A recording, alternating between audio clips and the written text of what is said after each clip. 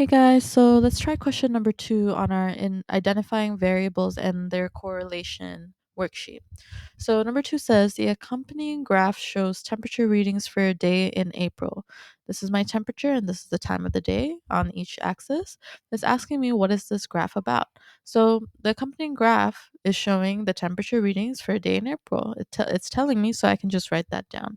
The graph shows the temperature readings for a day in the month of April.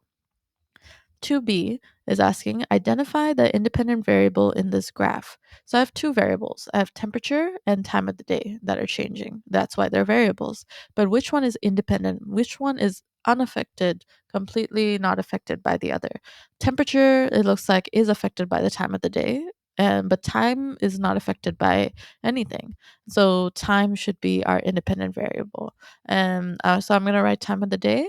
To explain, I can say that the time of day is not affected by temperature. That's why it's an independent variable. Next, 2c is asking identify the dependent variable in this graph and explain. So, time is not affected by temperature.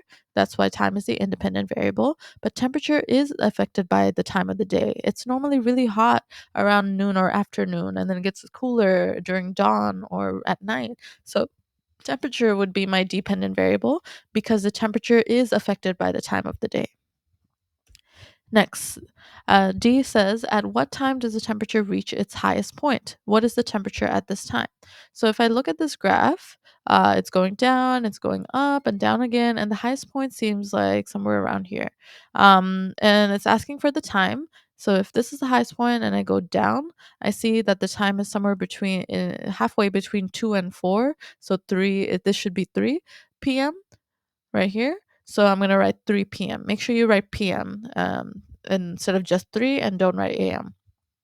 Next, it's asking for the temperature when it's the highest point. So to find the temperature, I go towards the left. So if this is the highest point, I look towards the left and I see it's between 60 and 50, but closer to 50 and higher than 50. So I could say it's around 52 degrees Fahrenheit or 53, up to you, as long as it's less than 55 because it's not halfway, but higher than 50. And don't forget your units, degrees Fahrenheit.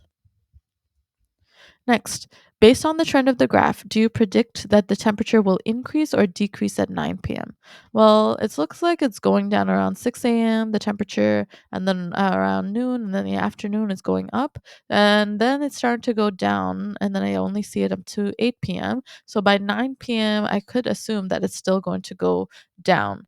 And then later on in the AM, when it gets close to dawn, it's going to go back up, as you can see. So I'm going to say, based on the trend, the temperature should decrease at 9 p.m. And also, based on the previous trend, the temperature wouldn't just randomly increase like this. That's not what we're seeing. We're seeing a slow decline in temperature here, and then a slow incline or high increase in temperature. So this temperature right here, it wouldn't just stop here. It should go a little lower, kind of up to probably 30 degrees Fahrenheit, and then go back up. And that's it.